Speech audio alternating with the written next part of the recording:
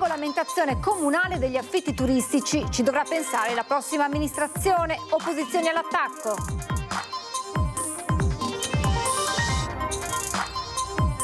La polemica al Teatro La Fenice con il caso Venezia, il sindacato non molla signora, non maestro, ma a sorpresa l'omaggio di una rosa davanti alle nostre telecamere.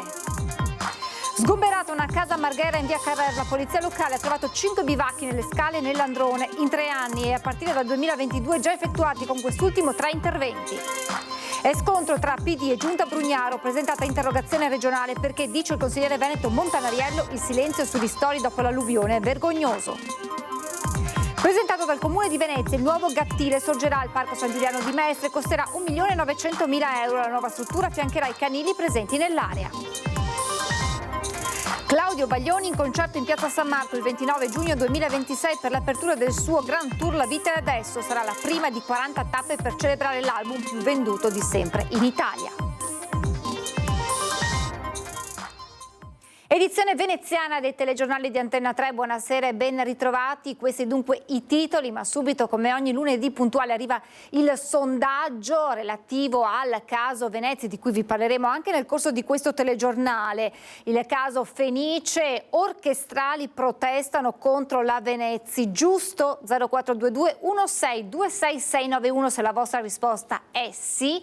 Per il no lo 0422 16 690, la chiamata è gratuita, l'esito questa sera nel corso di Ringhe. Allora veniamo alla nostra notizia d'apertura, ovvero Venezia non avrà una regolamentazione comunale degli affitti turistici. Ci dovrà pensare la prossima amministrazione. A mettere la parola fine al progetto presentato dalla sua giunta l'anno scorso è stato lo stesso sindaco Luigi Brugnaro e le opposizioni. Sono ora all'attacco.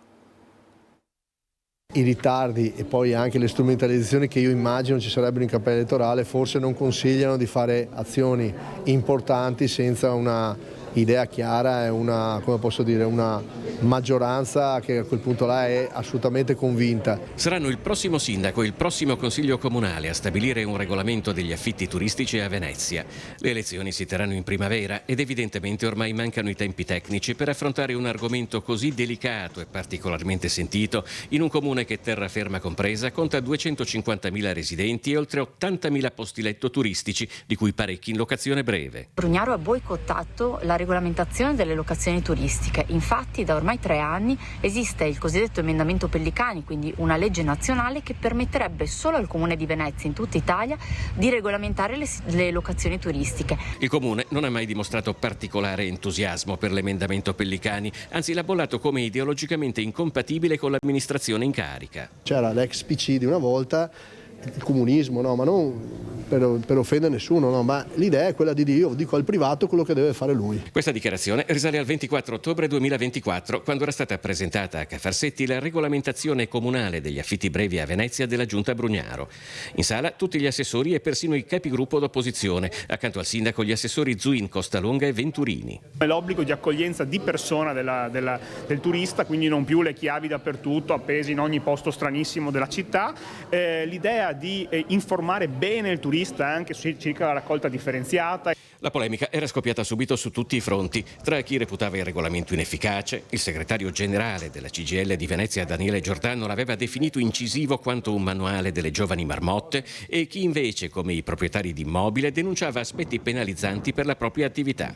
Se ci sono dei dubbi o delle cose del genere è meglio che si chiariscano e non c'era nessuna fretta, non c'era niente da fare. Io lo facevo perché volevo tutelare un'attività importante per tante famiglie. Per Giovanni Andrea Martini, candidato sindaco della città che vogliamo, la mancata regolamentazione delle locazioni brevi ha imposto il turismo come nuovo regolatore del mercato edilizio urbano, facendo scoppiare i prezzi e spingendo i residenti a trasferirsi nelle cinture suburbane. Sta continuando l'esodo da Venezia, ma ormai anche da tutta la terraferma, che purtroppo risente degli effetti negativi di questa mancata politica comunale per la gestione delle case pubbliche e per la regolamentazione delle affittanze turistiche, ma anche regionale.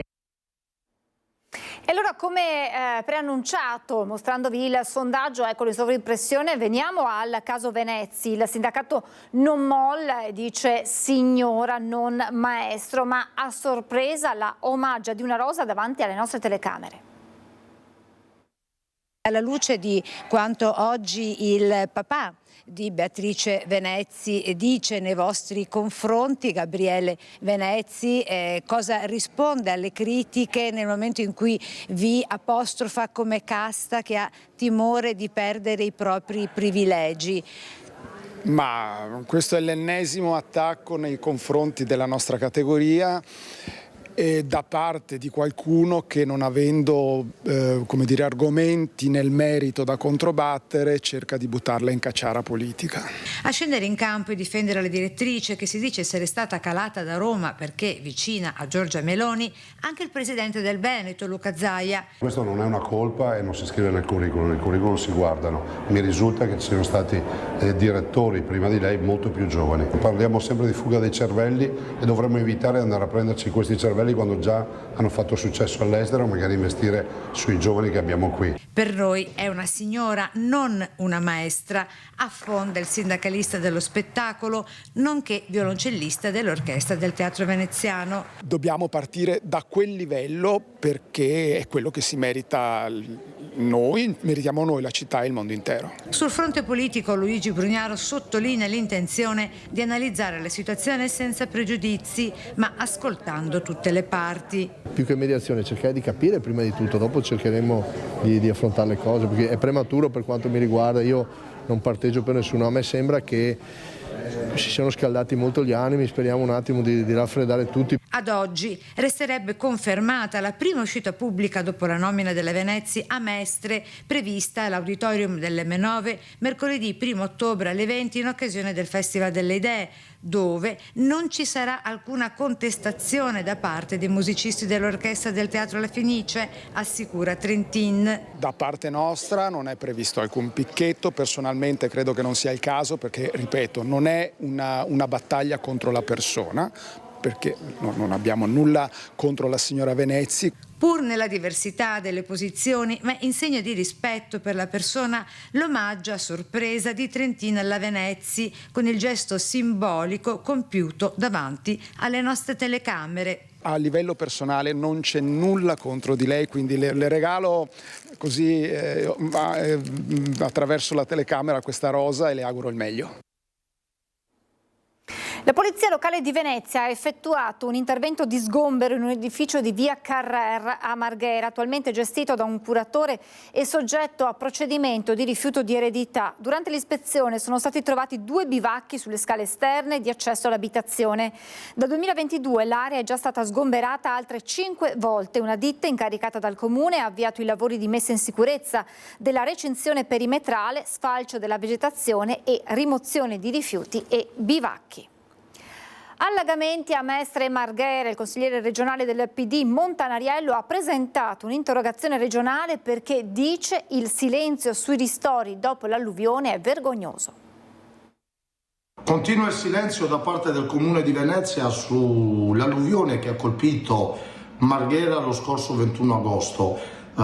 Migliaia di famiglie si sono trovate i propri locali allagati, molti beni distrutti, danneggiati, e su questo continua a esserci un silenzio tombale. Per il consigliere regionale Montanariello il silenzio sui ristori dopo l'alluvione che ha colpito Mestre e Marghera lo scorso agosto è vergognoso. È grave che non ci sia ancora una presa di posizione da parte dell'amministrazione, così come è altrettanto grave che nonostante questi diventano fenomeni sempre più ricorrenti non ci sia una modulistica pronta da poter dare ai nostri cittadini con un iter ben definito affinché si possa stringere sui tempi della quantificazione dei danni e provare a lavorare su quel percorso già lungo e burocratico e arzigogolato che li porta ad avere rimborsi. Ricordiamo come in altri casi all'interno della nostra provincia o regione sempre sottostimati fortemente in confronto ai danni. Per questo il consigliere Dem ha deciso di presentare un'interrogazione urgente in regione, dove chiediamo che ci sia una presa di posizione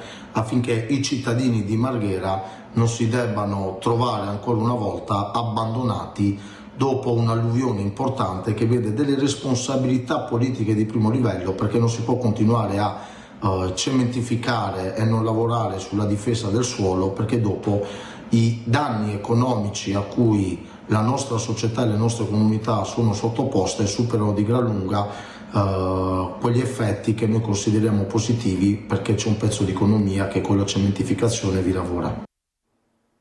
I chirurghi dell'ospedale di Mestre hanno ricostruito la lingua di una trentenne con i lembi del suo braccio. La paziente è Sara Troccani, infermiera che durante gli studi prima di ammalarsi di tumore ha seguito in sala operatoria uguali interventi di asportazione e ricostruzione della lingua. A eseguire l'operazione, durata oltre 7 ore, è stato il dottor Doriano Politi, direttore di otorinolaringoiatria di Mestre e Venezia. Sembra un miracolo, invece è l'ultima frontiera della medicina, concordano i due professionisti, ma il percorso per arrivarci è sfidante e in salita. Presentato a Mestre il progetto del nuovo gattile comunale finanziato con 1.900.000 euro, sorgerà al Parco San Giuliano e accompagnerà i gatti fino all'adozione. Il nuovo gattile comunale di Venezia sorgerà a San Giuliano, in un'area dedicata agli animali da affezione, tra il nuovo canile comunale e il canile sanitario dell'Ulstra Serenissima. Sarà suddiviso in zone definite campi territoriali, identificate in base alle funzioni che svolgeranno nell'ospitalità i gatti. Una zona cibo, una zona riposo, una zona nascondiglio. Il progetto, già finanziato dall'amministrazione Brugnaro per quasi 2 milioni di euro, prevede la realizzazione di una struttura che sarà dedicata al primo ingresso e alla prevenzione sanitaria dei gatti, quindi alla loro gestione fino all'adozione. Le caratteristiche saranno quelle di un altro standard di realizzazione come l'abbiamo fatto per il canile. La cosa più importante invece, quello che è stato spiegato oggi, è proprio anche la filiera sanitaria di un gatto da quando entra a quando poi esce. C'è proprio tutta l'accoglienza sanitaria con le visite mediche, la quarantena, poi le vaccinazioni e poi il reinserimento anche con gli altri animali. Quella che in corso di presentazione è stata definita come un'opera attesa da tanti cittadini e associazioni è stata fortemente voluta dall'ex assessore Silvana Tosi, alla cui memoria è già stato intitolato il nuovo canile comunale di San Giuliano. Tra il pubblico siede orgoglioso Daniele Bertola, figlio di Silvana e volontario dell'associazione Dingo per la protezione degli animali randagi. Mamma ha sempre avuto cani e gatti, sin da quando nacque a Murano, e quindi questa passione l'ha portata al figlio che sono io. In più ha cercato di a fare in maniera che anche il sindaco, i consiglieri comunali e gli assessori arrivassero a ciò, quindi a portare a termine questa realizzazione. Inserito in un ampio percorso di riqualificazione del Parco di San Giuliano, il Parco Felino potrà diventare anche un'oasi destinata all'interazione dei gatti con categorie fragili, come anziani o bambini e adolescenti con necessità specifiche. Sono due percorsi paralleli. Il primo, che è quello urbanistico, che è quello di dare la giusta attribuzione alla realizzazione del gattile, così come è stato fatto per il canile.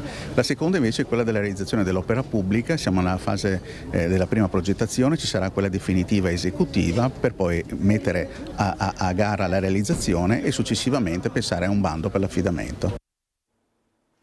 Torna la rassegna Ottobre Marghera in Jazz, 3 serate di grande musica, si parte il 4 ottobre con una band speciale.